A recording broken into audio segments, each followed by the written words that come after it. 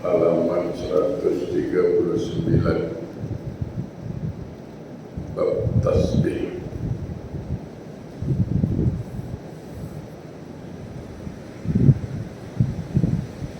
Al-Baqi menuturkan dari Muhammad bin Al-Fadil, dari Muhammad bin Ja'far, dari Ibrahim bin Yusuf, dari Muhammad bin Al-Fadil Al-Tabbi, dari Imara bin Al-Qaqa, dari Abu Zur'ah,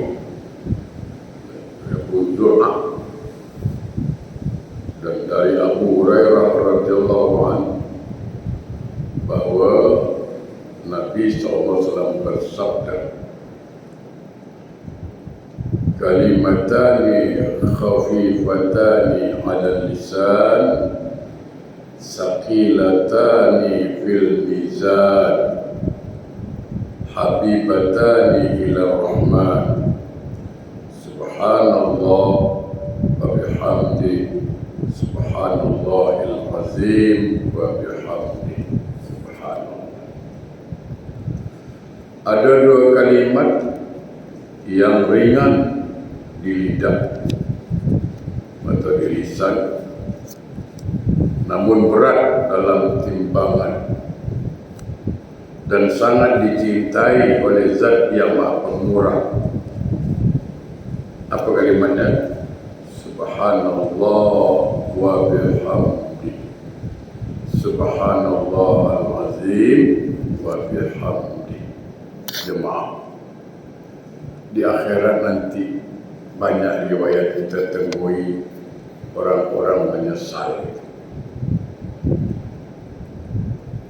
Di antaranya yang menyesal itu karena tidak menjadikan zikir ini sebagai bacaan harian. Dia pernah baca, setelah di akhirat dia lihat hasilnya, timbangannya berat. Sebab tak mungkin Nabi bohong. Nabi mengatakan, saqilata fil mizan, dia berat dalam timbangan. Setelah kita tengok begitu, muncul penyesalan. Ya Allah, seandainya aku tahu begitu beratnya timbangan amal soleh dengan menyebut kalimat subhanallahal azim, subhanallah bihamdi.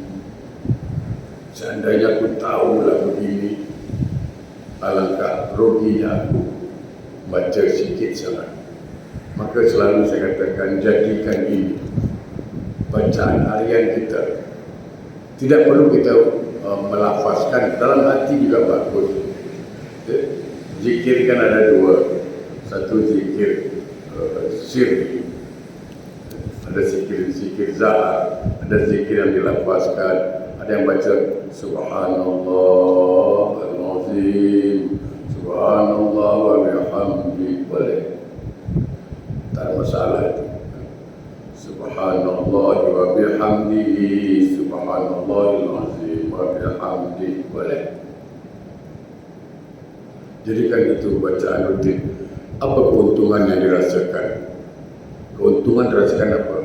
Hati kita makin bersih. Yakinlah. Kata Nabi dalam sebuah sabdanya, segala sesuatu itu ada pembersihnya. Kalau kereta kotor, ada pembersih. Baju kotor, ada pembersih. Seluar kotor, ada pembersih. Nah, ketika hati ini kotor, maka pembersihnya adalah zikir. Orang yang selalu zikir kepada Allah, yakinlah hatinya bersih. Tapi orang yang tidak pernah berzikir kepada Allah, hatinya kotor. Orang kalau hati bersih, nikmat hidup ini. Hasad tak ada, dengki tak ada, iri tak ada, semua tak ada. Semua happy. Tengok kakak beli kereta, adik happy. Alhamdulillah, kak beli kereta. Kan senang. Dapatlah tumpang kita pergi Johor. Senang. Ini tidak, kakak beli kereta, adik beli penandul. Apa? Kakak beli kulkas, adik yang sejukkan. Kakak beli gelang besar, adik demam. Payahlah. Happy. Ketika kakaknya barangkali susah, dia datang bantu. Dia tak sayang bantu kakak. Bantu. Begitu dia beradik. Hanya hati bersih. Dan orang yang hati bersih tidak akan pernah buruk sangka dengan orang. Itu dia. Orang yang selalu buruk sangka itu orang yang hati kotor. Makanya dipesan oleh Allah, wasabbihu bukratan wa asila, berbanyaklah membaca tasbih pagi dan petang. Ya. Jadi zikir ini jadikan zikir harian. Subhanallah wa bihamdihi, subhanallahil azim wa bihamdihi. Boleh. Subhanallah wa bihamdihi, subhanallahil azim wa bihamdihi. Boleh. Atau ada yang baca subhanallah azim, subhanallah wa bihamdihi. Boleh, tak ada masalah itu. Ya. Dan zikir ini sangat dicintai oleh Allah. Kenapa? Kita memahasucikan Allah. Cuma saya sampaikanlah sedikit. Hakikat dari zikir itu adalah mengamalkan zikir itu apa?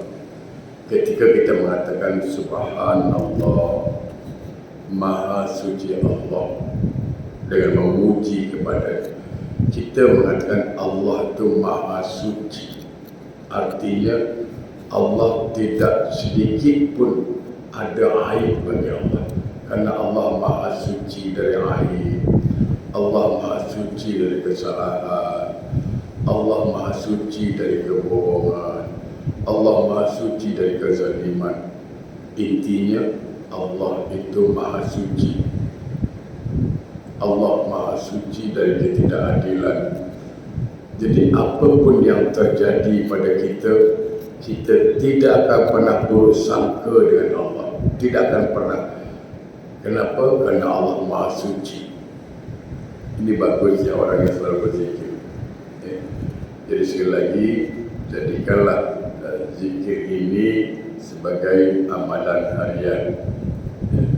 Subhanallah wa bihamdihi, subhanallahil azim wa bihamdihi. Sambil duduk. Subhanallah wa bihamdihi, subhanallahil azim wa bihamdihi. Jadikan bacaan harian. Al-Faqih menuturkan lagi dari orang yang dapat dipercaya dengan sanad dari Khalid bin Imran bahawa Nabi SAW menemui kaumnya lalu bersabda,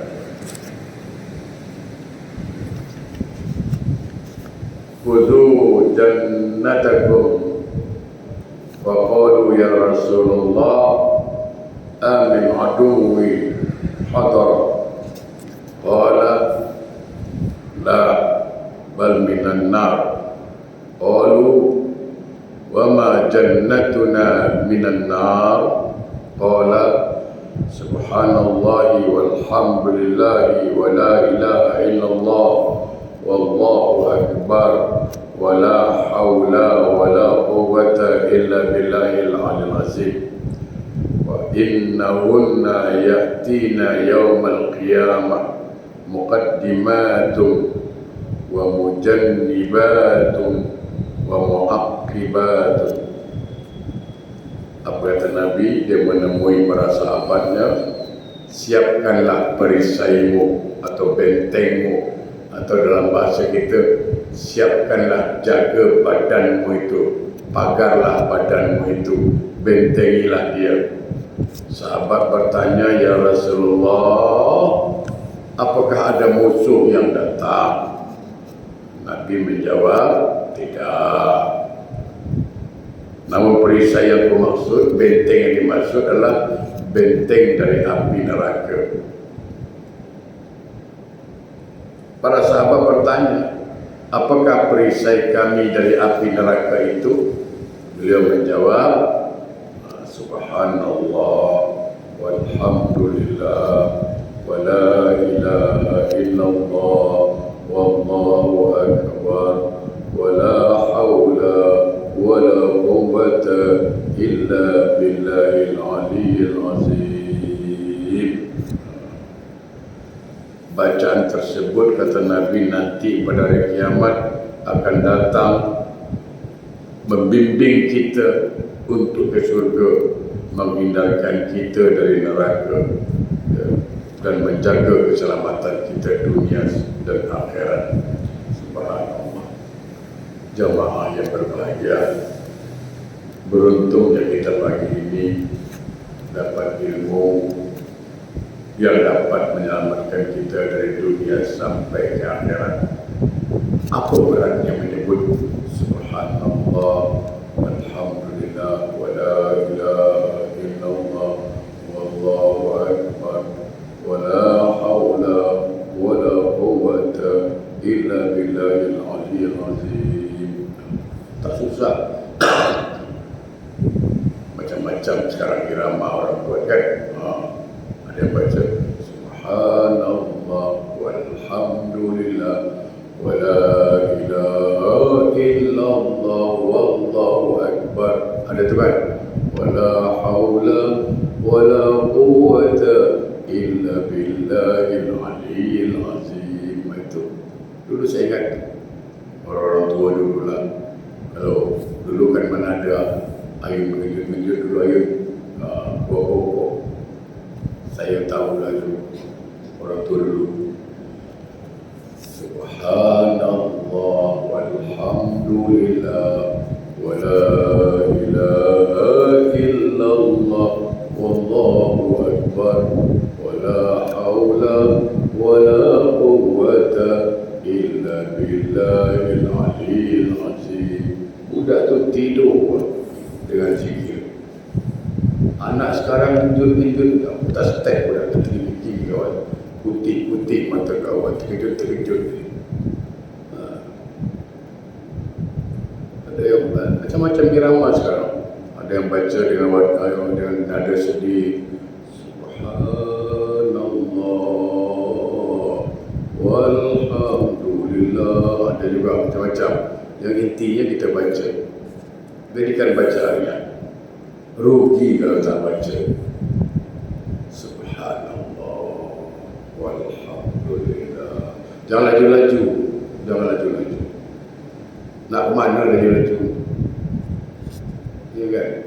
Zikir yang bagus. Subhanallah walhamdulillah wa la ilaha illallah wallahu akbar wa la hawla wa la quwwata illa billahil aliyyil azim. Oh ya, ada satu soalan saya dah lupa. Ustaz, saya ada hantar orang ke kubur. Sampai di kubur, saya dengar ada orang azan dalam kubur. Macam mana pendapat Ustaz masalah orang azan dalam kubur itu? Adakah tuntutan, adakah Nabi buat? Itulah maksudnya. Baik, saya jawab dulu ini senang. Begini, jemaah, perkara ini sebenarnya masalah yang sudah dibincangkan oleh ulama. Jangankan kita berbeza pendapat, jangan cerita mazhab lain lah. Jangan cerita mazhab Hanafi ke, mazhab Hambali ke, mazhab Maliki. Di antara mazhab Syafi'i saja kadang-kadang itu berbeza pendapat, ya, tentang azan dalam kubur. Ya. Di antaranya, kalau saya tak silap, Ibnu Hajar Al-Haytami, ulama fikih dari mazhab Syafi'i, beliau mengatakan tidak ada azan dalam kubur itu. Tapi ada ulama mengatakan boleh. Alasannya apa? Kan ditanya alasannya apa? Alasannya dihiaskan. Manusia itu datang ke bumi, ke dunia ini disambut dengan azan. disambut dengan azan. Maka ketika dia tinggalkan dunia ini, marilah kita hantar dengan azan. Itulah kiasnya. Jadi kita sekali lagi katakan, kalau ada orang buat azan dalam kubur, sudahlah. Itulah dalilnya. Mereka mengatakan, mengkiaskan bahawa manusia datang ke dunia di azan, disambut oleh azan, maka ketika dia tinggalkan dunia ini, dihantar dengan azan. Nanti kalau ada orang kita hantar di kubur, dia tak ada azan, sudah, jangan komplain pasal tak ada azan. Sianu azan? Jangan. Kerana Nabi tidak ada buat tuntunan begitu. Jadi kita lapang dada lah. Baik, kita balik lagi. Jadi amalkan tadi. Pertama amal tadi apa? Subhanallah wa bihamdi, subhanallah azim wa bihamdi. Itu sangat berat dalam timbangannya. Dan Allah sayang dengan kalimat itu. Dan mudah diucapkan. Kalau ini benteng atau perisai diri kita dari neraka. Siapa yang berani masuk neraka itu? Tak ada yang berani. Panasnya. Subhanallah min zalik. Kalau nak try juga, pergi macam itu, cari tukang sate. Kalau lagi kipas sate itu kan, celupkan tangan di situ. Ke arang tu, panas ke tak panas. Itu belum seberapa. Neraka tu 70 kali lipat itu, bayangkan. Seringan-ringan azab neraka. Ini azab paling ringan tau. Kaki baru nak pijak, baru nak sampai, belum sampai, baru nak sampai memijak batu-batu neraka, dah menggelegak bubur-bubur di kepala. Macam kita masak nasi tu macam mana, menggelegak tu kan, itulah. Makan minumnya nanah bercampur darah. Inilah benteng dia. Inilah benteng dia. Pagi, petang baca. Ada relax waktu baca. Subhanallah walhamdulillah wa la ilaha illallah wallahu akbar wa la hawla wa la quwwata illa billahil aliyyil azim. Maka kalau nak buat sedih sikit, nak buat irama lah. Subhanallah walhamdulillah. Boleh juga, tak masalah. Saya takut nanti langsung letok tidur dia. Bukan kusuk, tertidur nanti. Saking kusuknya tertidur dia. Subhanallah walhamdulillah wa la ilaha illallah wallahu akbar wa la hawla wa la quwwata illa billahil aliyyil azim. Nanti kalimat yang kita baca ini akan membimbing kita menuju jalan ke surga dan menghindarkan kita dari siksa neraka. Al-Faqih menuturkan dari orang yang dapat dipercaya lagi dengan sanadnya dari Al-Taha dari Ibnu Abbas radhiyallahu anhu, ia berkata,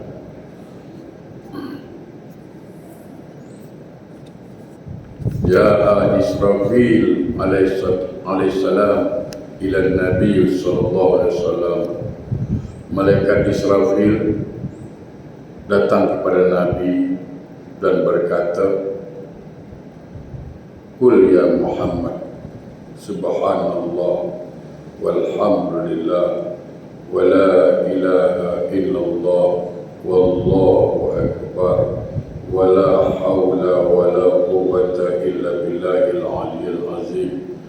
Adada ma alimallahu ta'ala wa zinata ma alimallahu ta'ala wa mil'a ma alimallahu ta'ala. Faman qalaha marratan kataballahu lahu khamsa khisal kutiba minaz zakirin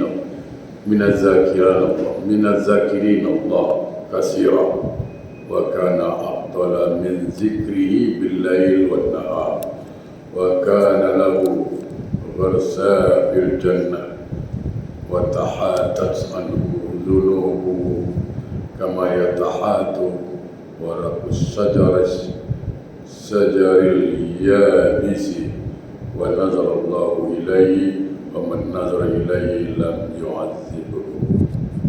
Apa kata malaikat Israfil? Ya Muhammad, wahai Muhammad, bacalah, ucapkanlah Subhanallah walhamdulillah wa la ilaha illallah wallahu akbar wa la hawla wa la quwwata illa billahil aliyil azim adada ma'alimallahu wa zinata ma'alimallahu wa mil'a ma'alimallahu. Siapa membaca ini dikatakan apa?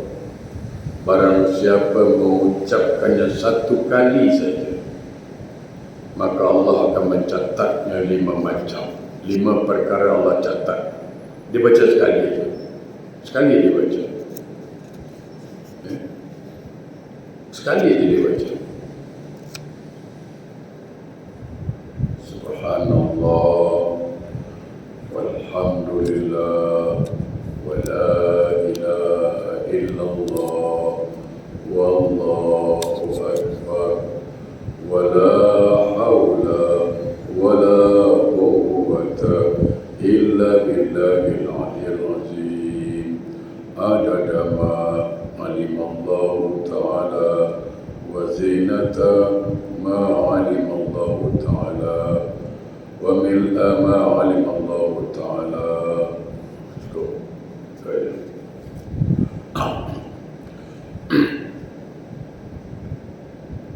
Siapa yang baca itu, pertama dicatat dia termasuk orang yang banyak berzikir.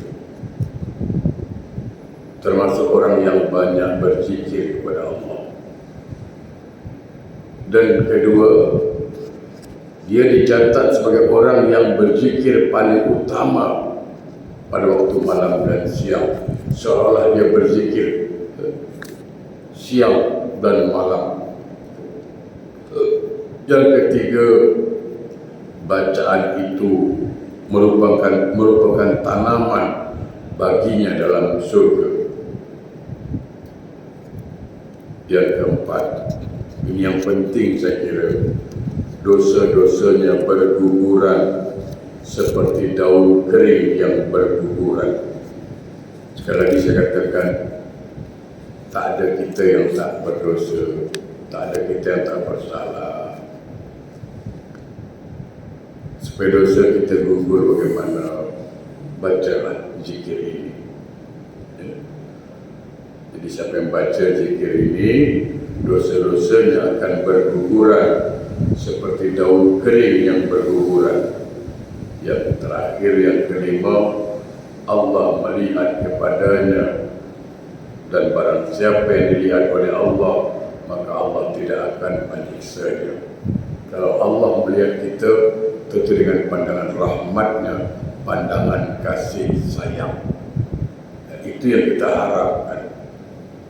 Kalau Allah dah pandang kita dengan pandangan kasih sayang, pertama, apa untungnya? Pasti Allah ampunkan dosa kita. Itu pasti. Yang kedua, kalau Allah dah pandang kita dengan pandangan kasih sayang, mati kita ni, meninggal kita nanti, husnul khatimah. Mudah lisan ini menyebut kalimat La ilaha illallah. Itu kalau Allah dah pandang kita dengan pandangan kasih sayang. Ya. Jadi sekali lagi, berbanyak baca Subhanallah walhamdulillah wa la ilaha illallah wallahu akbar wa la hawla wa la quwwata illa billahil aliyil azim adada ma alimallahu wa zinata ma alimallahu wa Pemil alim Allah dah.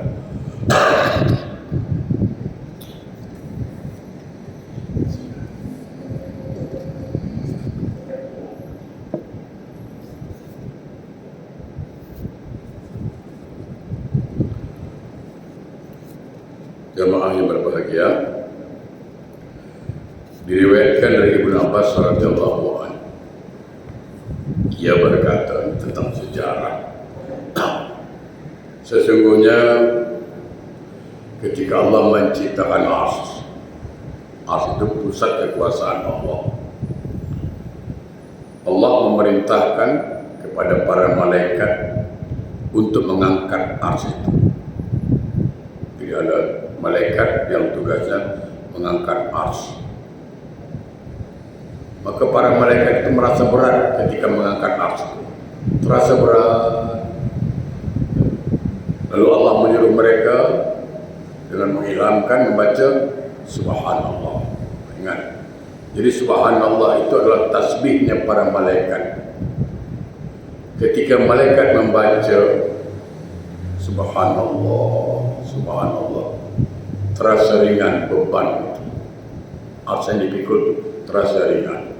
Subhanallah. Maka malaikat membaca terus. Semakin dibaca, semakin ringan. Semakin dibaca, semakin ringan. Maka malaikat tetap baca. Selalu terus baca. Subhanallah, Subhanallah, Subhanallah, Subhanallah. Dibaca terus sampailah pada zaman Nabi Adam AS diciptakan. Ketika Nabi Adam AS diciptakan, Nabi Adam bersin.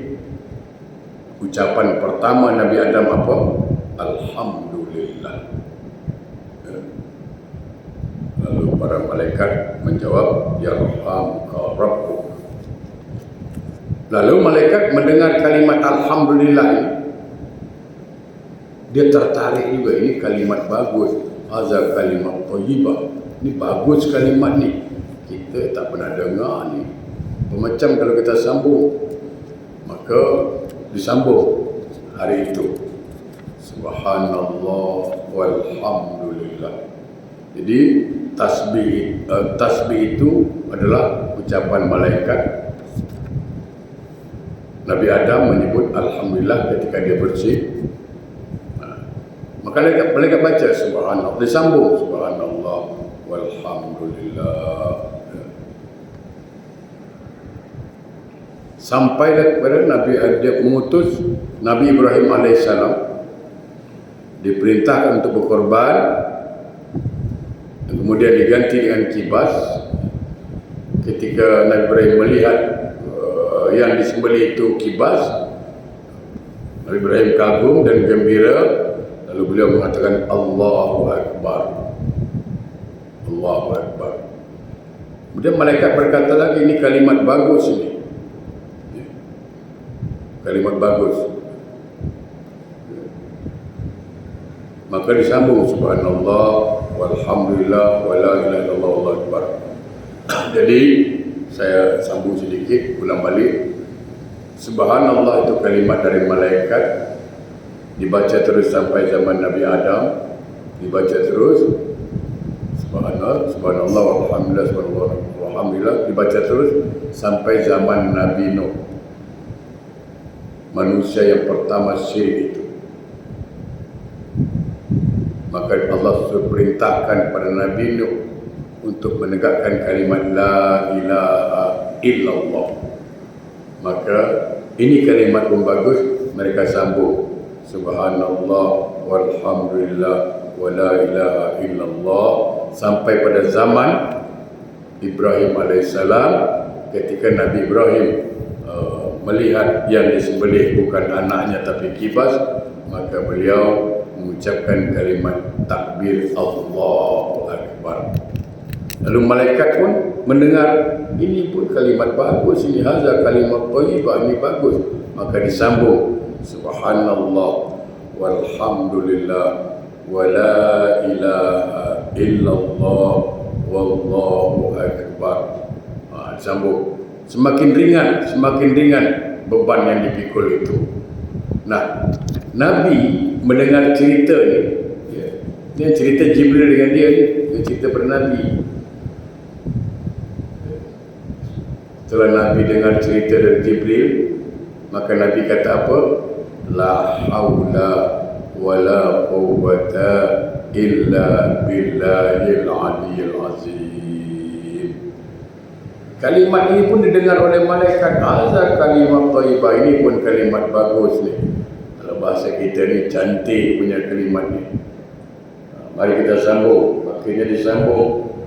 Sempurna kalimatnya, subhanallah walhamdulillah wa la ilaha illallah wallahu akbar wa la hawla wa la quwwata illa billahil aliyyil azim.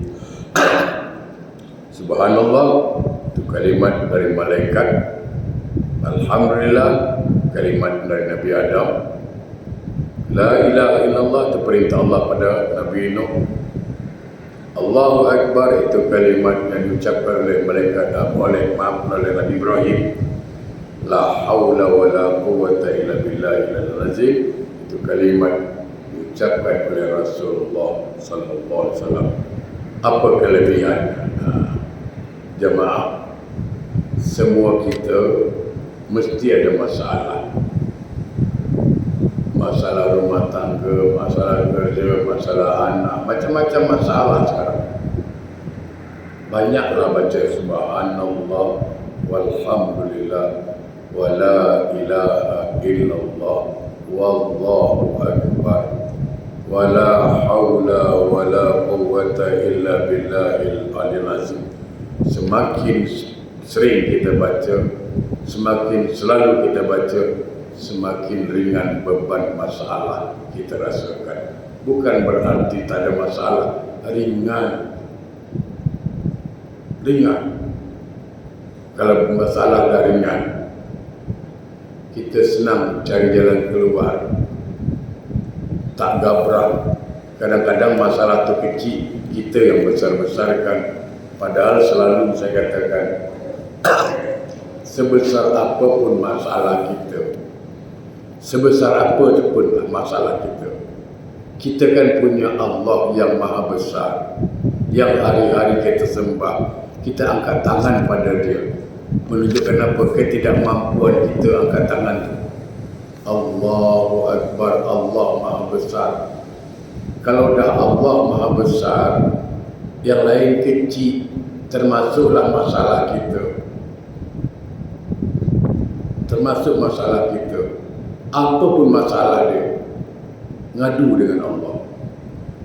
Ustaz, saya ngadu tak tahu cakap Arab, Ustaz cakap Melayu. Wah, tak ada masalah.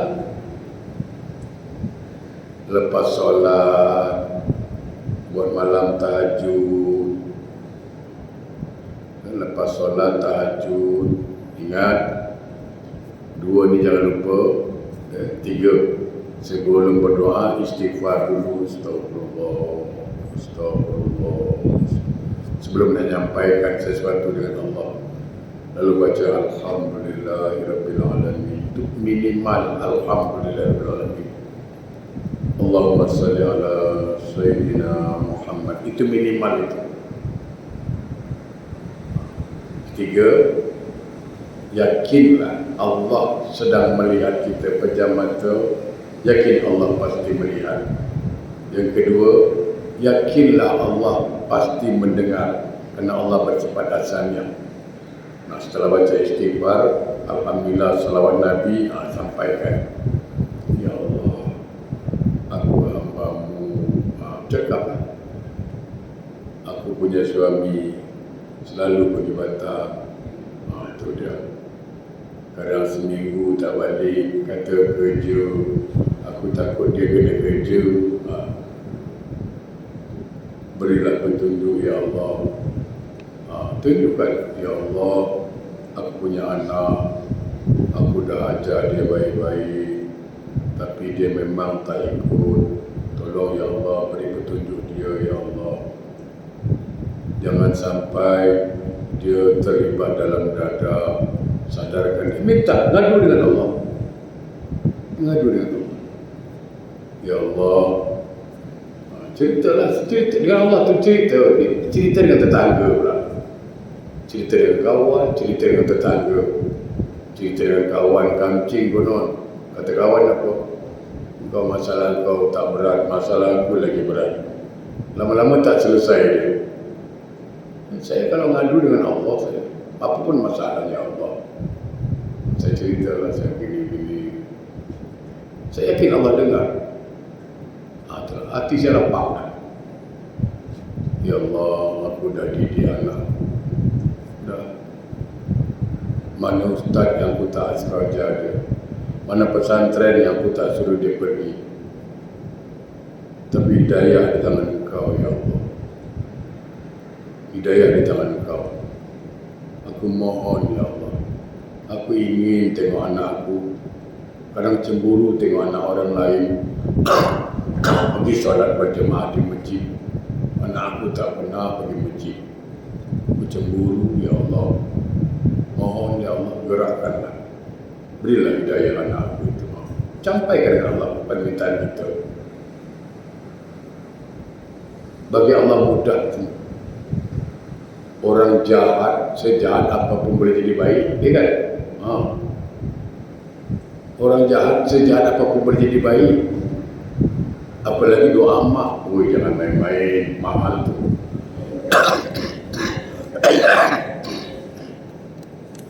Makanya saya katakan yang punya mak,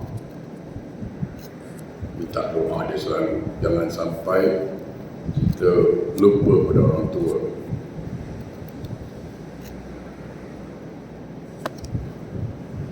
Ambil sikit lagi. Diriwayatkan dari Ibnu Mas'ud radhiyallahu anhu, ia berkata, sesungguhnya Allah membagi di antara kamu akhlakmu sebagaimana Allah membagi rezeki. Allah mengaruniakan harta kepada orang yang dicintainya maupun orang yang tidak dicintai. Apabila Allah mencintai seseorang, maka Allah mengaruniakan iman kepadanya.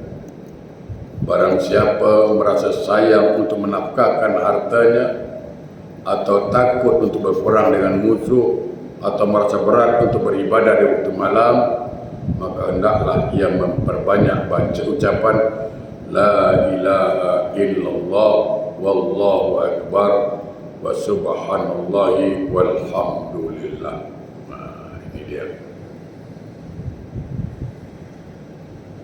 Jadi kata Ibnu Mas'ud, Allah memberikan harta itu pada orang yang dicintai Allah, dan orang yang Allah tak cinta pun Allah kasih. Allah kasih harta. Dia solat ke tak solat, Allah kasih harta. Cuma pada orang yang Allah sayang, Allah berikan keimanan, Allah berikan hidayah, sehingga dia mudah dengan harta itu, dia mudah berinfak, dia mudah nolong orang, dia mudah buat ibadah, kemana pun dia nak umrah dia boleh.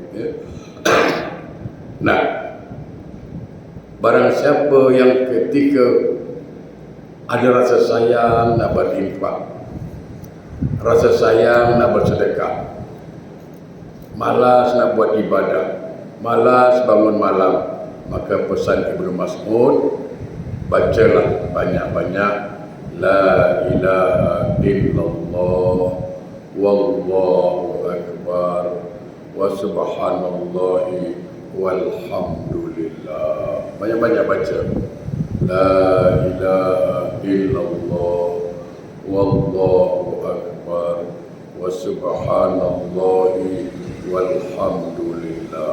Mudah-mudahan dia menjadi orang yang tidak lagi malas beramal, dia suka menderma. Baik, saya kira dulu, insyaAllah kita jumpa lagi Jumat depan. Saya memang agak penat kerana semalam sampai dari Bengkalis. A'udzubillahi minasyaitonirrajim. Bismillahirrahmanirrahim. Alhamdulillahi rabbil alamin. Allahumma salli ala sayyidina سيدنا محمد وعلى آل سيدنا محمد. اللهم أرنا الحق حقا وارزقنا اتباعه وأرنا الباطل باطلا واجتنابه. Ya Allah, kami mohon padamu ya Allah, tunjukkan ya Allah yang benar itu memang benar. Berilah kami kekuatan untuk melaksanakan kebenaran itu, dan tunjukkan yang salah itu memang salah. Berilah kami kekuatan untuk meninggalkan kesalahan itu dengan rahmat dan hidayah-Mu. Allahumma a'in ala zikrika wa syukrika wa husna ibadatik ya Allah. Bantulah kami ya Allah untuk selalu berzikir menyebut nama-Mu. Jauhkanlah lisan kami dari berkata kotor. Jauhkan lisan kami dari berkata maksiat. Basahkanlah lisan ini dengan selalu berzikir menyebut nama-Mu. Allahumma ya Allah ya Rahman ya Rahim. Bantulah kami ya Allah untuk selalu menjadi hamba yang pandai mensyukuri nikmat-nikmat. Hindarkan kami orang yang ingkar akan nikmat. Ya Allah, bantulah kami ya Allah untuk selalu memperbaiki akhlak kami, memperbaiki amal-amal ibadah kami. Allah, ampunkan segala dosa dan kesalahan kami dan dosa kedua orang tua kami dan orang-orang yang kami sayangi. Satukan kami kembali ya Allah di akhirat nanti, di surga yang penuh nikmat. Allah, selamatkan rumah tangga kami, selamatkan pasangan hidup kami, selamatkan anak-anak kami dan cucu kami. Hindarkan kami semua dari segala maksiat. Jauhkan kami dari segala musibah. Rabbana atina fid dunya hasanah wa fil akhirati hasanah wa qina azabannar. Walhamdulillahi rabbil alamin. Assalamualaikum warahmatullahi wabarakatuh.